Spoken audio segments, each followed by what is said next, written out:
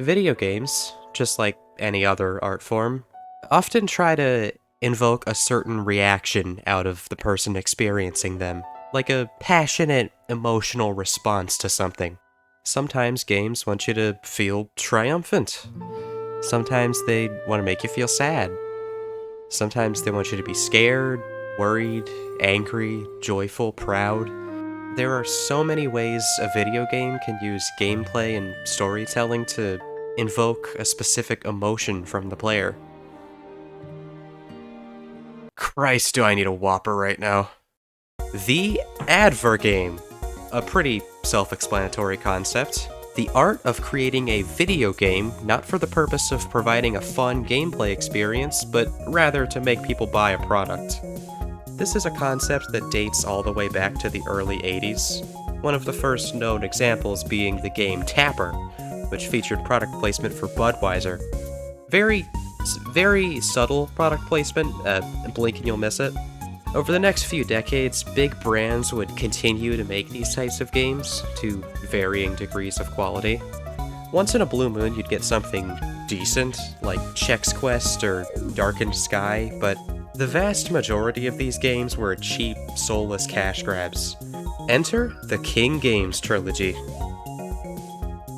It's the year 2006, and the 7th generation of consoles is finally in full swing. Burger King's ad department must have seen this as the perfect time to squeeze themselves into the gaming industry, and so Burger King got into contact with a little company called Blitz Games. They are the developers responsible for games like Pac-Man World 3, Frogger 2, and about 8 million licensed games. Blitz Games was tasked with creating a series of 3 Xbox titles to promote the Burger King brand. The results were Pocketbike Racer, Big Bumpin', whatever the fuck that means, and Sneak King. All 3 of them were released in November of 2006, distributed digitally as Xbox Live Arcade titles, and physically at Burger King locations for only $4 apiece. Upon release, they were met with reviews. All of them are yellow on Metacritic, but I mean, come on, what did you expect when you bought a $4 game at a fast food restaurant? I'm gonna take a look at these things and see what they're all about. Are they secretly hidden gems worthy of any Xbox owner's library? Or is there a reason nobody talks about them for reasons other than ridicule? Let's find out, shall we?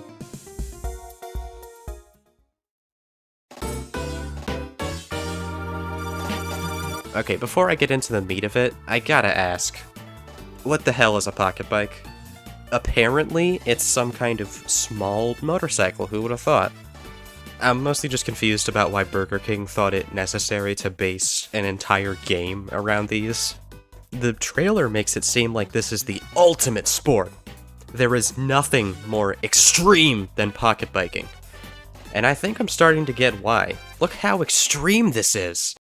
I can feel my adrenaline rising just looking at this. So, this is a racing game, if you couldn't tell already by the use of the word racer in the title. First and foremost, let's talk playable characters. It wouldn't be a racing game without a good lineup of playable characters, right? Well, thankfully we've got all of your favorite Burger King characters. The King himself, obviously. The, subservient chicken from that one ad campaign they did. Supermodel Brooke Burke. A man dressed as a Whopper Jr. Winston? Who the fuck is Winston? You can tell they were kind of running out of ideas while making this roster. In fact, they even tried to remedy this by adding a character creator. Finally, I can make the Burger King OC of my dreams, is what I would be saying if this character creator wasn't really basic. There are 6 preset character models to choose from. Once you select one, all you can do is change the colors of individual parts of the model, such as their clothes or hair. It's less of a character creator, more of a create-your-own Smash recolor. Thanks to these limitations, it was impossible for me to recreate my OC Steve Sexbringer in the game. So instead, I made a new character named Scrubus. He's not Purple Joey, he's Scrubus. Okay, let's get into the game for real now. Yeah, it's a racing game, alright. There's 4 modes you can play: Standard Race, Battle Royale, Fortnite Chug Judge, Ultimate Cone Trial, and Hardcore Racing. Each mode has 3 variants based on speed. All speeds other than 50cc have to be unlocked individually, which is kinda dumb. I would have preferred if each speed class was unlocked all at once for each speed mode, but it's whatever. Who cares? I don't care. Why should I care? Standard Race is the primary mode I want to talk about. It's pretty much exactly what you'd expect from an arcade racer. You drive a couple laps around a track, use power-ups, etc. The driving controls in this game are shockingly passable. They aren't anything too special, but I was kind of expecting them to be garbage. But yeah, this game's very playable. The general driving is decent enough on its own. It's a tad jank, and you'll definitely hit objects frequently, but it's passable. Drifting is fine. It's a little slippery, but it gets the job done. And then finally there's boosting. Hold down B and your character shoots forward super fast. This is something you'll have to learn in order to succeed, since all of the AI opponents are way faster than the player. So if you don't want to be left way behind by the CPUs, you've got to get good at boosting and drifting. Boosting can be a huge pain in the ass to pull off successfully, especially when you first start the game. It basically removes all turning control from the player, and there's a brief delay between when you stop holding the button and when you stop boosting in the game. But once you get the hang of it, it can be real satisfying to pull off a good boost, especially if a ramp is involved. That's not to say it's a flawless system, though. It's not like every track is well built for this kind of gameplay, but I'll get more into detail on that when I discuss the tracks themselves. In order to even boost in the first place, though, you gotta make sure you're running through these cones that fill up your boost bar. These come in many colors and widths, each one giving a different amount of boost juice to your boost bar. You'd think the size of the cone gate would determine how much boost you get, but it's a little inconsistent. Like, yeah, the red tiny ones give you more of a reward than the wide yellow ones, but then there's these huge white ones that are impossible to miss, and they fill up like a third of your boost bar. Some of these cone placements are total bullshit too. There's a few of them here that, no matter what, are just gonna fuck you up hard. The boost bar also has a second use other than boosting: power-ups. oh, tight, yeah! See, usually in a game like this, there would be power-up boxes spread across the track, and if you hit one, you get given a random power-up to use whenever you see fit. In Pocketbike Racer, however, power-ups work on a sort of progression system. I don't really know what to call it, like a battle pass? I don't know. Basically, each power-up is accessible by filling your boost meter to a specific point. So you have the ability to try and get specific power-ups instead of hoping the RNG gods grant you the one you want. This creates a neat dynamic where there's a choice to be made regarding power-ups. Do I waste my boost power and use the power-up I currently have, or do I keep saving up for the one I want and risk getting fucked over along the way? Or do I disregard all of that and just use boost power for boosting? And then, of course, there's always the possibility you could accidentally overfill your meter and lose the power-up you currently have and have to start over from the beginning. It could use a little tweaking, and I think it would work a lot better in a less frantic racing game, but I kinda like this system. At the very least, it's unique, a lot more so than I was expecting. I think it would also help if the power-ups you were working towards were just a little more useful. The power-ups in Pocketbike Racer are as follows: a brief shield, which is kind of pointless. It's not like Mario Kart, where they give you a huge warning if a projectile is heading your way.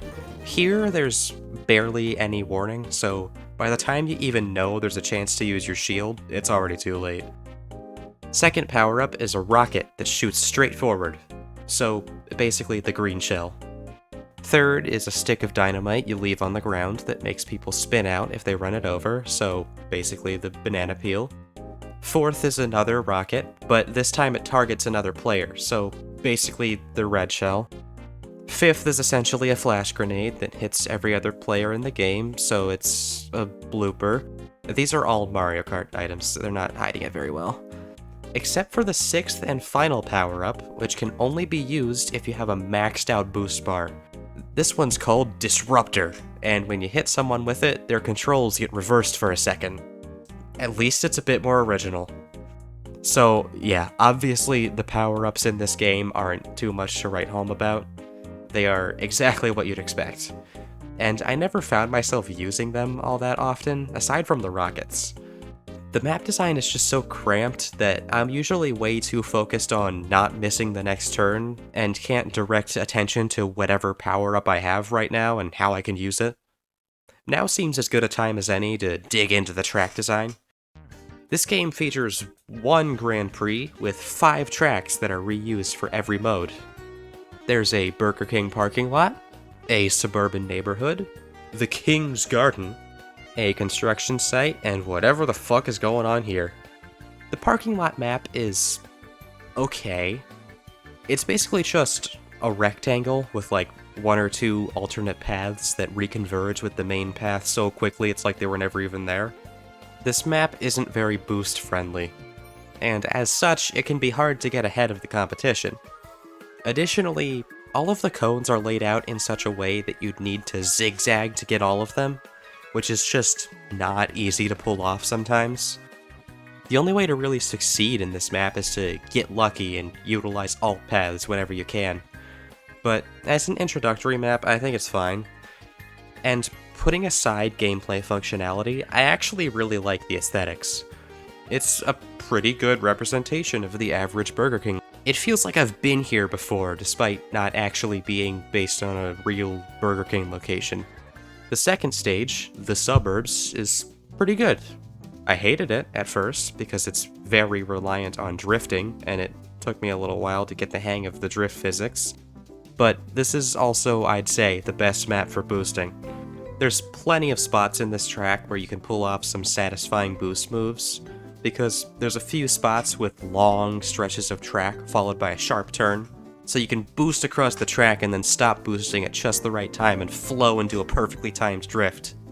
The theming is less exciting for me this time, though. These suburbs are too bright. Like, this doesn't feel like a place that's real that human beings would live in. It feels so artificial. Not helped by the complete lack of human life other than the racers themselves. Stage 3, the King's Garden. It's whatever. This map is basically just a series of sharp turns and not much else. So because of that, I found it super easy to get stuck on things here. Especially if you boost and mess it up just a little bit.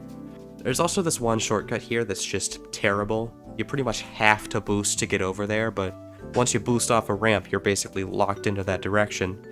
So if you get the positioning wrong and get stuck on the wrong side of the fountain, you'll get completely screwed.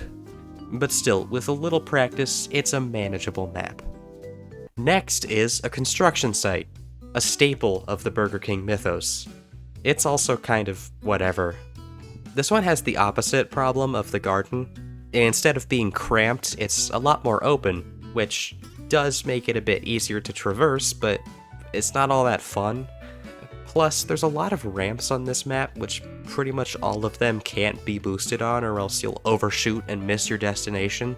Overall, just a very mid map, and not even in an interesting way. Finally, there's Fantasy Ranch. What even is this? Some kind of weird burger dimension? It's like a mix of biomes with wooden platforms and giant Whoppers and fries and what the fuck. I mean, I like it, but what the fuck? I like it for more than the aesthetics too, actually. This is a solid map. Very basic for a racing game, but hey, it functions rather well. It feels like there's actual breathing room in this place. None of the turns are super sharp, and the roads are wide enough to encompass everybody. There's only this one shortcut to my knowledge, but it's not a bad one. It's a fair challenge, and it rewards you accordingly for pulling it off. I think this is arguably the best map in the game. They really did save the best for last. But also, little off topic, I'm slightly disturbed by the implication Burger King's food comes from a ranch. Are Whoppers living beings? And that's my thoughts on every map in the game. There's only those 5. I think they should have focused more on making each of the 5 maps as well designed as possible, but overall, I'd say they're serviceable. Of course, up until now, I've only been discussing the standard race mode. There's still plenty more to cover. I still gotta talk about the other 3 game modes, starting with Ultimate Cone Trial. It's like downhill skiing, only without the hills and snow, is how the game describes this mode, and I guess that's true to a certain extent. The way this mode works is that you'll load into a map and you have to pass through each and every cone gate, except it's the same maps as race mode, and the gates are in the exact same spots, so you're not going around passing through cones in a specific order, you just have to pass through each gate at some point. This would make a whole lot more sense as a game mode if it didn't use maps designed for racing. It's also still programmed like a racing mode. In Standard Race, there's some spots on the track that look like they could be used as shortcuts, but if you try, you just stop dead in your tracks for a few seconds and then respawn. There's no room for experimentation, and, you know, I can accept that in race mode. They could have done a much better job portraying the fact I can't go there, but it's fine, whatever. These types of shortcuts would give players a huge advantage, and I get that, but why are they still like this in cone mode? Who cares if I skip through this part? Why am I meant to explore the whole map along a linear plane, just back and forth? That makes no sense!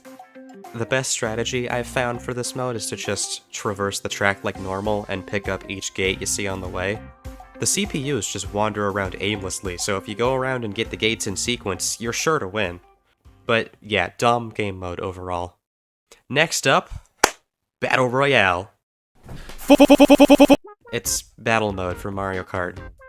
Okay, well, not entirely. The way this one works is that everyone drives around the map at random, just like cone mode, but here, the objective is to land 6 attacks on other players. So, it's kinda the inverse of Mario Kart battle mode. Instead of having a set number of hits you can take yourself, there's a set number of hits you have to make on other people. Pretty simple, and just like cone mode, it would make a lot more sense on less linear maps. Like, if you set this in, like, an arena, that would make a lot more sense. The only mode left to talk about is Hardcore Racing! It's standard race, but without cone gates, so therefore no boosts or power-ups. Which means it's hard as shit, too, since the CPUs are still faster than you. I would not recommend this mode. But what about the game as a whole? Would I recommend that? I mean, yeah, it's okay. It's got some heavy flaws and dumb design choices, but there's worse racing games out there. And for $4, it was a steal. If you've got an Xbox and you're looking for a cheap racing game, this will do just fine. But, like, save it for when you've got friends over or something. Oh, wait, shit, that reminds me. This game has online multiplayer. It's actually required if you want to get all the achievements.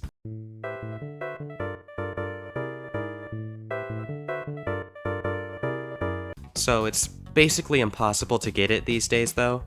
There's no dedicated servers, instead it's peer-to-peer connections, but there's not a soul out there making lobbies for me to join. My only option would be to make a lobby myself and try to convince my friends to join.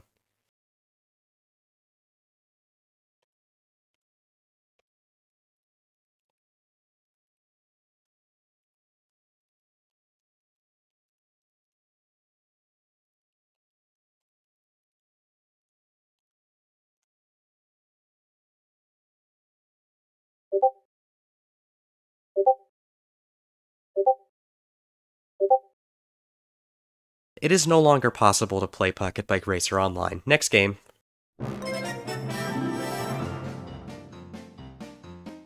Big Bumpin'.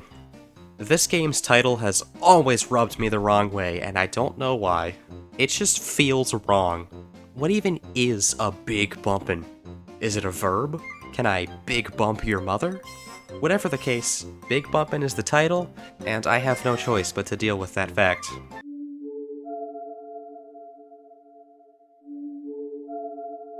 This is an entire game dedicated to the concept of bumper cars. Yes, a full video game about only bumper cars. Competitive bumper cars. But like, that's the whole thing. This is a minigame collection, basically. Except every minigame has the exact same theme. Cars that bump. And these cars that bump are not very fun to control. They're manageable, but in no way would I describe these as fun. The way they handle is almost comparable to tank controls. You can go fast if you drive forward, but turning is quite a challenge. Works well enough if you're making a wide turn, but if you want to change directions on the fly, you basically have to come to a stop, or at least slow down and rotate until you're in the direction you want. It's kinda like driving a car in a racing game, but this isn't a racing game. The entire game takes place in these tiny arenas, so it's hard to be agile. There's 10 of these arenas to choose from, divided into 5 themes. But let's not kid ourselves, they all have the same theme. The only aesthetic difference is the color of the lights and the identity of the giant wooden cutouts behind the stage. As for what you do on these arenas, well, there's 5 ways I could answer that, because there's 5 game modes for me to explain in way more detail than you want or need. Mode number 1, Last Man Standing. The floor has trapdoors that periodically open. Your goal is to push everyone else into a hole. Standard stuff.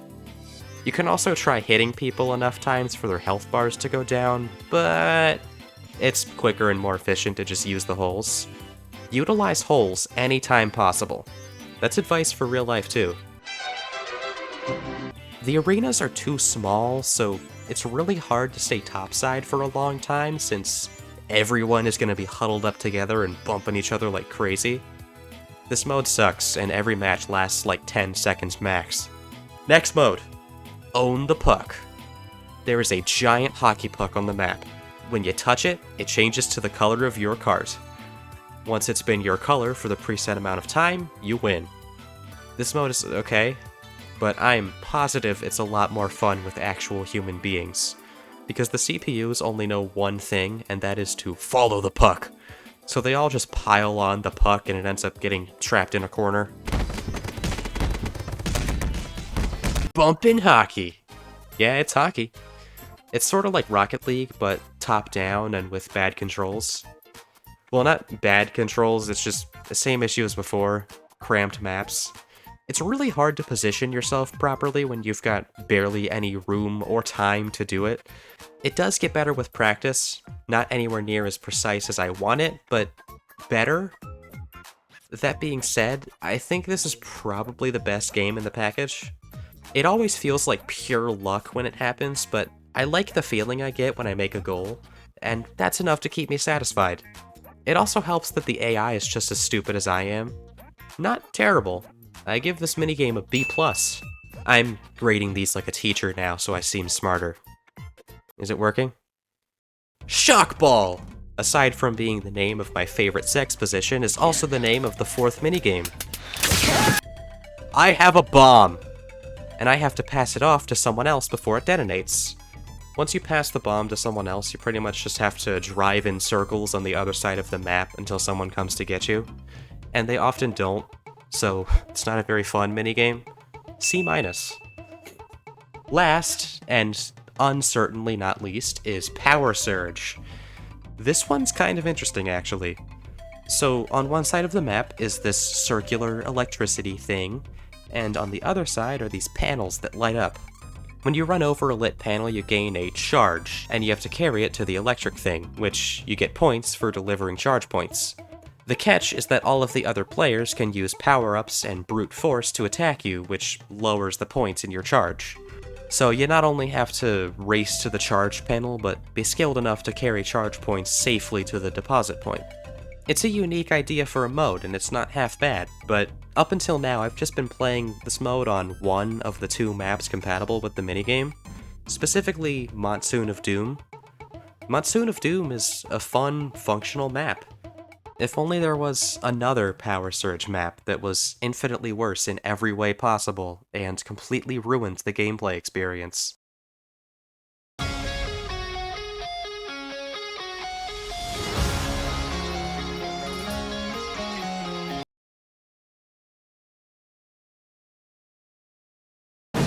The Deep, at first, seems like your standard Power Surge fare. albeit with the deep flavor added to the experience. Except instead of having sex with fish here, you, the player, get fucked, and you get fucked hard.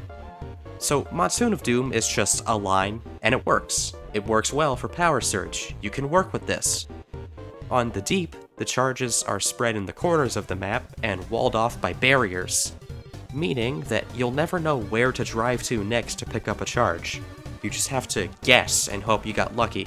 And if you don't guess right, or even if you do and you pick up a charge, you have to tank control rotate all the way around until you're at the right angle to exit the corner, which takes forever, and is made so much worse by how small of an area you'll be stuck in. The only way to win this map is to happen to be sitting next to a panel when it turns on, and have that happen several times over within a few minutes.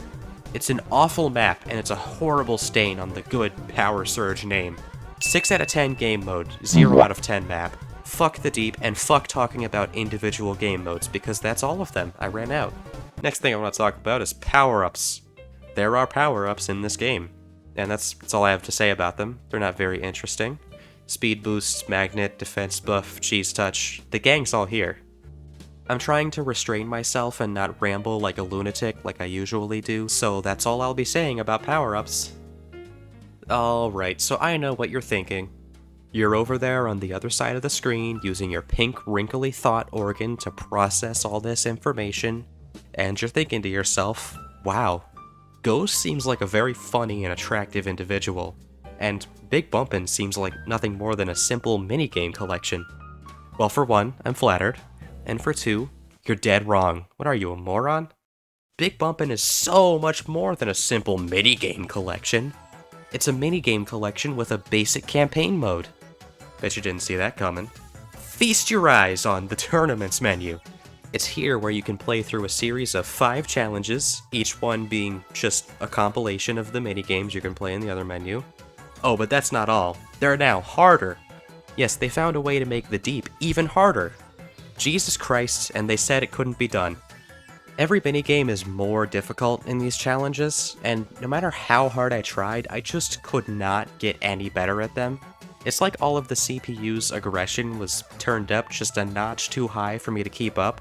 One of the challenges is just a series of every hockey level, and my god, it's somehow the worst with hockey. They turned the best minigame into the worst one with just a simple change of difficulty. Now that the CPUs have more of a drive to push the puck, they start pulling a own the puck and ganging up on the puck, getting it stuck in a corner. I promise I did not realize how terrible the wording of this sentence is while I was scripting it. I only won this mode when I got paired with Winston. Winston is my new favorite character because he is a lifesaver. He's a battle winner though, not a war winner. He got me to win one of the minigames, but I still couldn't complete the overall challenge. I only won eventually because luck. The reason I was persevering through all of this is because I saw there was rewards for completing certain challenges, specifically 2 new karts. And they looked unique compared to the rest of the karts, so I assumed they had some sort of slight difference, like maybe they were a little faster or something. But they don't do anything, so there's no point in me completing this game. I've seen all I need to see. Oh, and look, they even put the credits right in the menu so I could access them easily. Look everybody, I beat the game!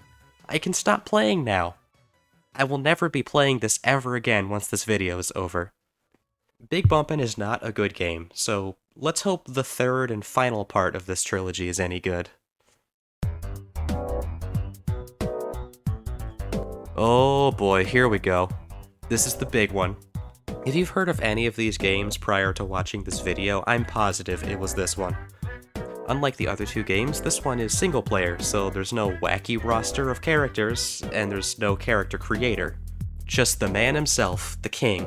My favorite threat to national security. There he is right now, sneaking around next to some poor middle-class family's home. I'm not sure if this is supposed to be funny or absolutely terrifying. Is the king a hero or a villain? What are the king's motives?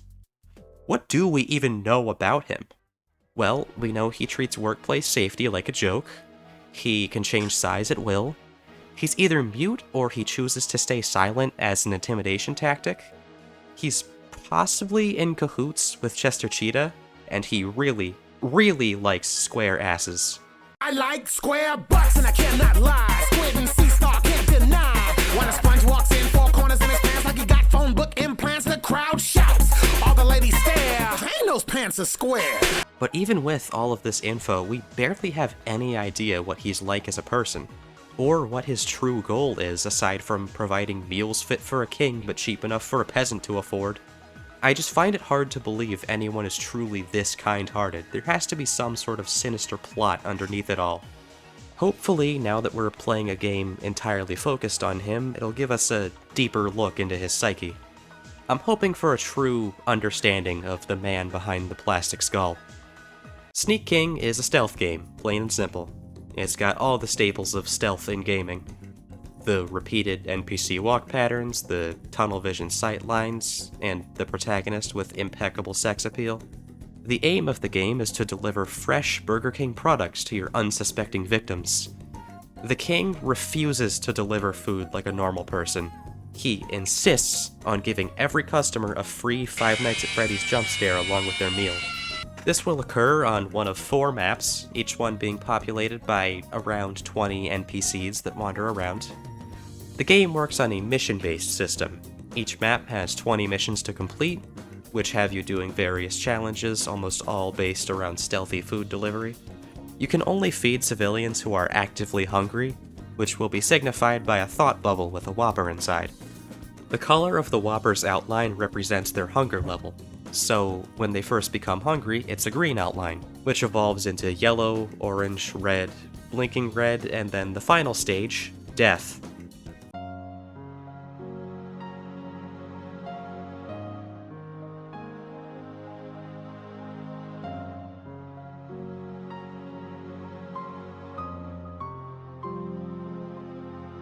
Yes, for some reason, if an NPC gets too hungry, they just collapse where they stand.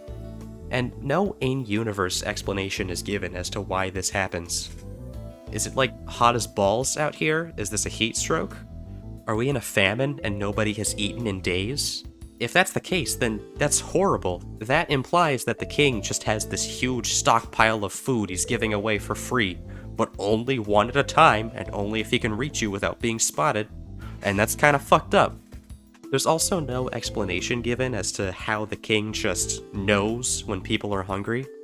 Like, is he psychic or something? My theory is that the plastic head is sort of like Saiki Kusuo's antenna things. His raw power is so high that he has to wear a power dampener in the form of a head garment.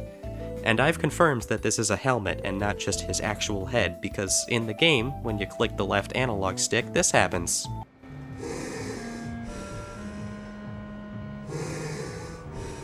Creepy stuff. Anyways, back on the topic of hunger death. When someone collapses, they're not dead, obviously. Instead, a couple seconds later, they just get right back up, and now they're no longer hungry.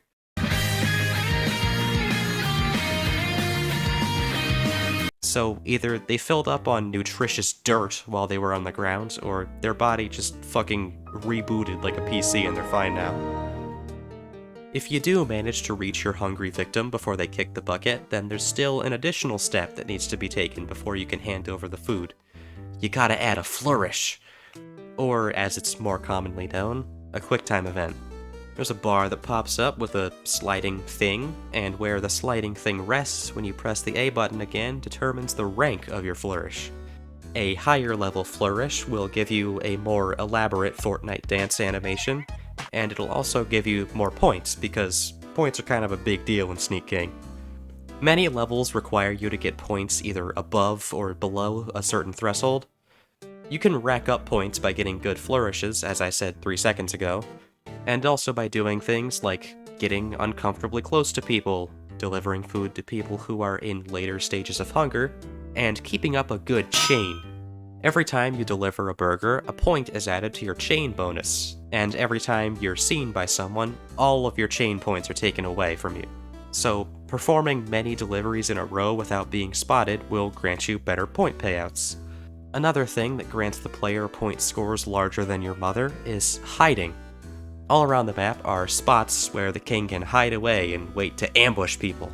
These suck ass and I hate them. A lot of NPC walk patterns can be pretty unpredictable, so it's really hard to gauge when someone is about to pass by a hide point, and even if you see someone about to pass one, good luck getting to it in time. That's assuming the person in question is even hungry and capable of being ambushed. And it takes the king so fucking long to hide. These animations take like 5 to 10 seconds each, and usually by the time you're in place, the NPC is long gone, and your only option is to sit through the equally long unhide animation, and then go find someone else to harass.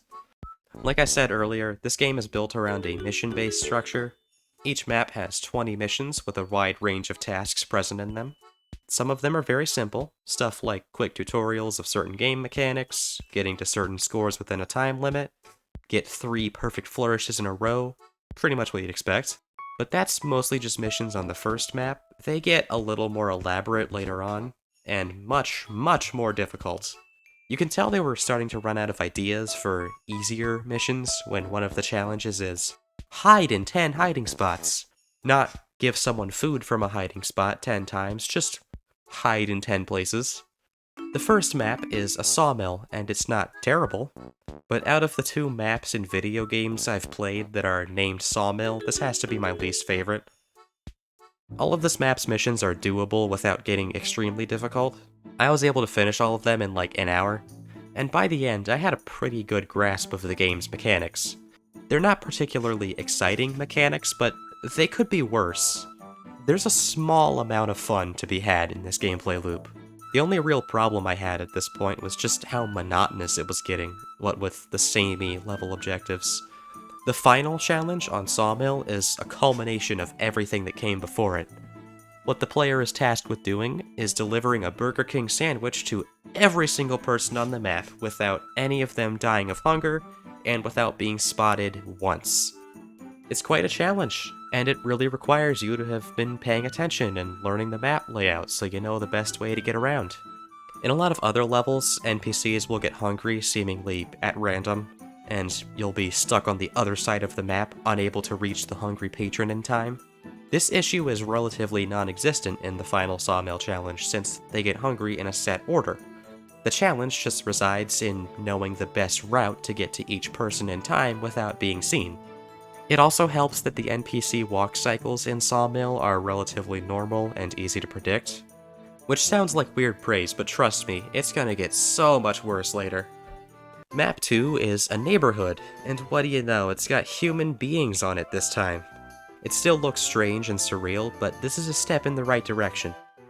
Only in the aesthetics department though, this map sucks! Sawmill is pretty much split in half, and the only way to traverse between the 2 halves was by walking through this house. The neighborhood map has no such weakness. There's a huge open space right in the center of the map. And its open nature means that the NPCs walking around in the center are way more sporadic than they should be, so it's very easy to get seen by them.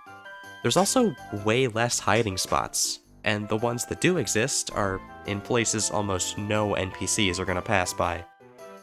The missions get a little more difficult on this map, mostly just in ways like raising the minimum score and whatnot. I failed missions more often in the neighborhood, which is actually called the cul-de-sac, but I've been calling it the neighborhood this whole time, and I just couldn't think of an organic way to correct myself without going back and reworking the script, so here it is. There's more missions here where your success relies heavily on whether the game gives you a good spawn pattern. Like this one, where you have to make 5 deliveries, but only to people who are in their backyards. And when missions like this are timed, then if you don't get lucky with the spawn patterns, then you're just screwed and you can't do anything about it. There's also get a low score, deliver to people with hunger level 5, deliver to only women. They try to spice up the challenge variety, but at the end of the day, these are all still just delivering sandwiches, and it gets boring after a while. When you get to the end of the cul-de-sac missions, that's where they replace boring with straight up unfair. The final cul-de-sac mission is the same as the final sawmill mission. It happens at the end of every stage. Deliver to every person on the map, in a specific order, without anybody dying of hunger, and without getting seen even once. And this level is infuriating! Every other level in the game took me like 5 tries max. and they never took me more than like 20 minutes. But this one took over an hour! It was so hard, and for what? There's parts in this level where you're required to walk out on the sidewalk and into the street, and every damn NPC is out there all at once, and it's such a pain to dodge all of them. I had to start memorizing minute details and committing walk patterns to memory. What else can I do when I get halfway through the level and this fuck does a complete 180 turn, spotting me instantly, booting me out of the level, and making me walk all the way back to the level marker and having to start over from scratch? This level is the hardest one in the game, and I hate just thinking about it because it's terrible and awful. I get that the idea is for the player to strategize and plan out a perfect run, but that's barely doable when these NPCs are so random and they just turn so quickly. Like, please, just give me a slight warning before you turn around at the speed of light while I'm trying to sneak past you. Once that level was finally out of the way, I ventured forth, or rather, ventured threeth, to the third map, the construction yard. What is it with the king and harassing construction workers? This level is designed uniquely in that there are places you can only access by forging a path yourself, aka pushing concrete cylinders against walls. You know, I bet that was there for a reason. You're probably making things harder for these poor construction workers. Why are you like this, King Burger? It's an interesting idea to have the layout be this intricate, but all it really means is that it's much harder to get around quickly. Especially if you need to get to this place right here. You can't go up there without first creating 2 different new paths and then going along this roundabout route. I mean, it's not a huge deal in the gameplay, it just annoys me. There's only one dude back here, so like, if this one dude needs you, then you gotta go through this whole process just to get to the one guy. On the construction site, the game starts to rely more heavily on these get X amount of points in X amount of time missions, which are fine. They do kind of balance it out by also introducing the easiest mission variety, which is get seen by X amount of people.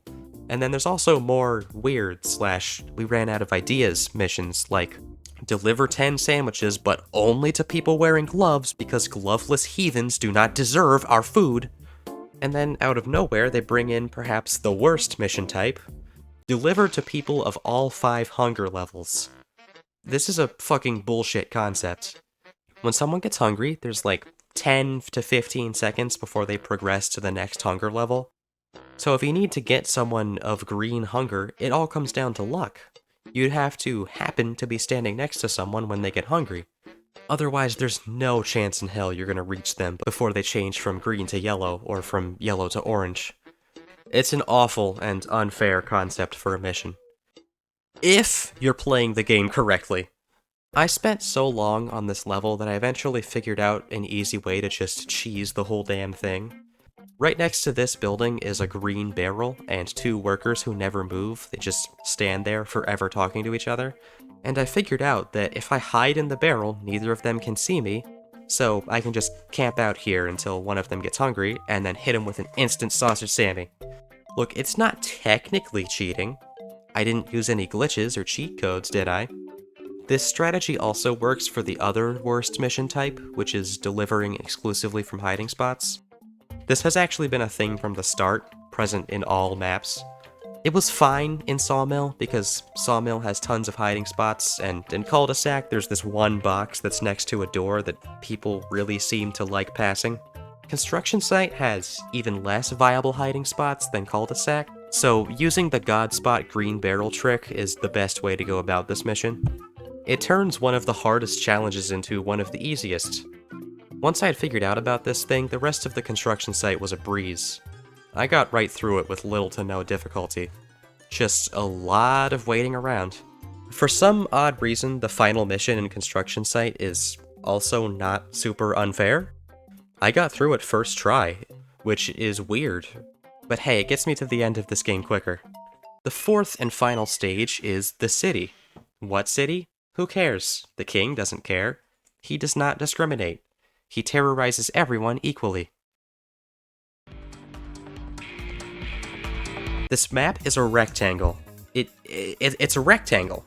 It's relatively open, so it's plagued by the same sporadic NPC walk patterns issue from the cul-de-sac, and the missions are the same shit as the rest of the game, get this many points, get this high of a chain, use hiding spots, get a perfect flourish. It's all the same levels with the same solutions. The hiding spots one in particular is back to being terrible because the city just doesn't have a perfect hiding spot. I thought maybe this dumpster would be a viable option, but as soon as I started camping there, nobody would walk by. I wonder why. Maybe it's because of the very noticeable 8-foot-tall man standing inside of it. And can I just talk about that for a second? How stupid do these people have to be to not notice the king? He's huge, and he stands out like a sore thumb. I can literally be rubbing up against someone's back, and they will not notice me. But the moment I tap the sprint button, suddenly they know I'm here. His footsteps don't even get any louder when you sprint. But yeah, sure, now you can see me, now you know I'm here. And why can people still notice me after I've given them food? Why are you shocked I'm here? You knew I was on the prowl. You literally watched me do a little jig 8 seconds ago, you goldfish-brained idiot! Anyways, the city. A new feature in the city is NPCs with roles. Kind of like Minecraft villagers. You've got people who use the subway, and people who go in stores, people who go into houses, and you have to feed people of these groups individually. You can tell what a person's profession is based on the way they're dressed. Like the subway people, they wear business suits. They really like to walk into the subway station and then just walk out the other end for no discernible reason. I don't see why they can't just walk above ground like normal people, but hey, you do you, I guess. Back on the topic of the gameplay though, it's all just the same levels with new hats. It goes on and on for 19 missions, and then it culminates in not just the final city level, but the final level, period. This is it. I just have to not get seen and deliver to everybody, and fuck! This version of the challenge is just as stupid as it was on Cul-de-sac. City has an equal amount of civilians who just turn around because they feel like it. Nowhere is safe. Not until you've failed at least 6 times and learned which people to be careful around. This level drove me crazy, not just because it was hard, but because it was the end. After many hours of boredom and completing the same tasks and listening to the same song over and over again because there's only one song in the whole game and it just loops, I beat the game. I cheered when I was done. I wept. I immediately pulled the disc out of my Xbox and threw it down a flight of stairs. I was overjoyed that the pain was over. So, what are my final thoughts on Sneak King? Well, it's bad. It's bad. Plain and simple. At least it is when you play it like an actual game. Obviously, I'm exaggerating a little bit, but it's just not very fun when you play it with the intention of seeing the whole thing. I've been working on this video for like 2 months, and that's mostly just because of how long it took for me to play this damn game. I had to like work up the nerve to start playing because I knew it was just gonna be a solid hour or 2 of monotonous gameplay. It didn't help that every time I'd open my console and see the Xbox menu, I'd see that ad for GTA 5 that I think is gonna be there until the end of time. Every time I'd see this thing, it would just make me sad because I would much rather be playing that game instead. I feel like the kid who got in trouble and has to watch all the other kids having fun at recess through a window. Except nobody is forcing me to do this, so it's a prison of my own design. Tangent aside, Sneak King is not a good game, but I think it works perfectly fine as a novelty. Like the game you buy because it's $5 at the game store and it looks funny. If you're gonna buy it for that purpose, by all means go ahead. But if you want to play beyond the first hour or so, all of that novelty wears off, and it just becomes a bland and repetitive stealth game without much substance. Play it for the memes and leave it there. That's the best way to experience Sneak King. Seeing as I didn't do that, and instead opted to 100% complete it, surely I must get some sort of reward, right?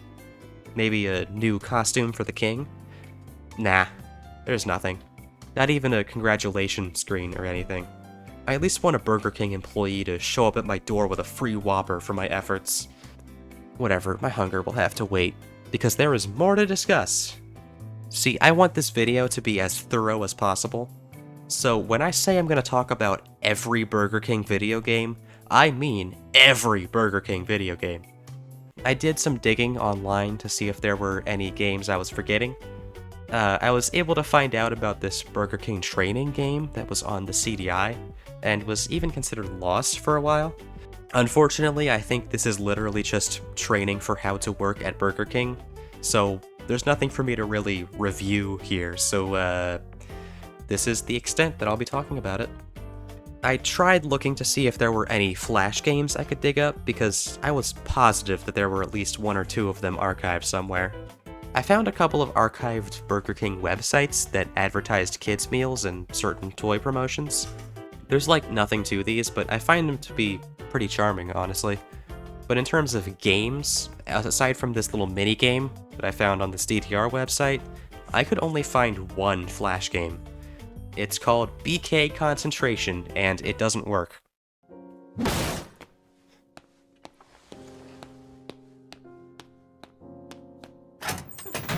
One more thing I want to mention, though. I didn't find any remaining way to play it, but I did find some info on an old browser game called Club BK, which piqued my interest, because I remember this. They used to plaster advertising for this game all over the kids' meals at Burger King. I'm pretty sure this thing was up and running around like the late 2000s, early 2010s. And I never played it myself, but from what I can gather, it was sort of like those kids' MMOs that were popular at the time, except as a side-scroller. The main gimmick of the game seems to be the fact that actual Burger King toys would come with codes on them that you could input in the game for rewards. This was back when Burger King actually had cool toys, an era I will forever associate with this particular ad. I'm Hulk and I will defeat you! Okay, my turn. I am the Hulk. I am Abomination. Oh, I'm the Hulk. I'm so sad. I don't know how to defend myself. My God. I managed to find a website about the game created by one of the developers, and a couple YouTube videos containing gameplay, but outside of those things, there's not really any way for me to experience it anymore because it was a Flash game and there's no backup anywhere. So I highly doubt this is going to be playable again anytime soon, which sucks. But if a playable version ever does surface or is created, I'll totally check it out. Anyways, aside from those games, there wasn't any other games I could find to talk about. Except for one. One more Burger King game to conquer. The very first Burger King game, in fact. A little computer game called Whopper Chase. Remember when I said I wanted a Whopper delivered to my door after playing Sneak King? Well, they made a whole game about that, all the way back in 1987. What's the... And given away on cassette tapes to people who ordered Whoppers in Spain. Let's take a quick look at the premise of this game. The year is 2025. Thanks to hard work and dedication, Burger King has created a Whopper that you don't need to go get. It will come to you. Of course, others want a Whopper, and some ingredients want to be extra on a Whopper. But there is a hungry patron waiting, so you must soldier on. Okay, I have some questions. Firstly, why? You're telling me Burger King created a living, breathing Whopper that walks on two legs and delivers itself to the customer. What in God's name? If it's a living, alive Whopper, then is it like a cow zombie? Does it remember being a cow? Does it have organs? Why did Burger King think this was a good idea? This is horrifying. Imagine you order Burger King from Grubhub, and an hour later, a living, breathing Whopper arrives at your door and tries to crawl inside your mouth. That's terrifying. And this will apparently be real in 2 years, because it's set in 2025, so get fucking ready. I suggest you listen up if you want to know how to properly handle this situation. So let's actually talk about the game, and not just the premise. Whopper Chase, much like Bruce Wayne's character model, doesn't have one set visual style, because there's actually 4 different versions of the game, all made for different platforms. The game was made available for the Commodore 64, ZX Spectrum, MSX, and Amstrad CPC, each version looking and running a little different, but using the same game structure. And actually, all 4 versions of the game were on the same cassette. They did the same thing for the Xbox games too, actually. Each of those discs contained both an Xbox version of the game and an Xbox 360 version of the game, which would change depending on what console you put the disc in. For Whopper Chase, I chose to play the Commodore 64 version because I liked how it looked the most. I am a shallow son of a bitch. This game is a side-scroller where you play as the aforementioned sentient Whopper, and your goal is to travel to the right and deliver yourself to this very broccoli-esque man. Oh, but he won't accept you in your current state. He's gotta know you're the real deal. Before he'll accept your love, you gotta collect all 6 fragments of the Burger King logo so he knows you're a real Whopper and not just a Big Mac in disguise or something. Which the fact that you have to verify you're a real Whopper despite being living and alive implies that other restaurants are using this living food tactic, and I don't like that. You collect the pieces of the logo by racking up points. Basically, collect points, and after a couple thousand points, a piece of logo falls from the sky. Along the way, you'll face many foes like giant tomatoes, chefs, children with guns, and arguably the funniest shit I've ever seen. None of these make sense as enemies, like, lore-wise. I guess the children want to eat me, and according to the game's description, the tomatoes and pickles want to be in me, thus confirming that every time Burger King messes up my order, it's because the ingredients forced their way into my sandwich. What's the deal with the chef? Why am I being chased down and attacked by my maker? Is he fearful of what he's created? I would be too. You might be wondering, as the Whopper, how will I defend myself? Well, by flinging ketchup at enemies, which, for the tomato, would be the equivalent of throwing human blood at someone to incapacitate them. Let's, for real, discuss the game itself. You fling ketchup at things so that they disappear from reality. These bitches are fast and nimble though, so you gotta be fast and nimble too. You can jump by pressing up, and it's possible to climb up the objects in the background. It takes a little extra brain power to figure out where you can jump to, and it's not like jumping up will do much because the pickles will just follow you up there. The enemies in this game are brutal. They're constantly coming at you from all sides. The tomatoes are whatever, since they don't attack you, but the children can jump, the pickles can climb, and the chefs can jump, climb, and throw knives. It takes Dark Souls reflexes to survive in this horrifying world. And all it takes is one hit, and you rise straight up into the heavens like God has chosen you for his next meal. In order to get a piece of the logo, you'll have to not just survive for a while, but be shooting things to get points. It takes a lot of skill, but I was able to pull it off. Now I just have to do it 5 more times. You have to repeat this process on each of the 6 screens. If you stick around on the same screen, it'll just spawn the same logo piece you already have. And moving between screens is nearly as hard as just simply surviving. The hitboxes for enemies are just barely too big, so if you try to move to the right, there's a high likelihood you're going to get nailed by the hitbox of something as it spawns in. Your best option is to kill the tomato and the kid, and then book it to the side before either can respawn. But all while the chef and Pickled Richard are still chasing you and throwing projectiles at you, so if you have to stop for a second to target the kid, you're already dead because there's a knife you weren't paying attention to already on its way to your back. It ends up meaning that you'll end up wasting at least 1 or 2 lives just on the screen moving process. And that's coupled with the mind-bending difficulty of the standard gameplay. It's dumb, and I'm not a fan. I suck at this game, and I really was considering just not finishing it. But then I figured out the best strategy, which is to utilize the high ground and target the chef. On each of the 6 screens, I was able to find a spot where nobody could reach me other than the chef. So I just sat up there and spammed the ketchup attack and farmed chefs until the logo piece dropped, while dodging the occasional knife thrown at my face. It's not fun, but it gets the job done. And with a little luck, I was able to get all 6 pieces of the fabled Burger King seal of quality, and then I presumably got eaten by the broccoli man. And would you look at that, I got a congratulations screen. Honestly, this game could have been more bad. It's really hard, but maybe if I was a Spanish child in 1987 with nothing better to do and the patience of a sloth, I might have enjoyed this game. But I'm the opposite of all of those things, so I'm not all that into it.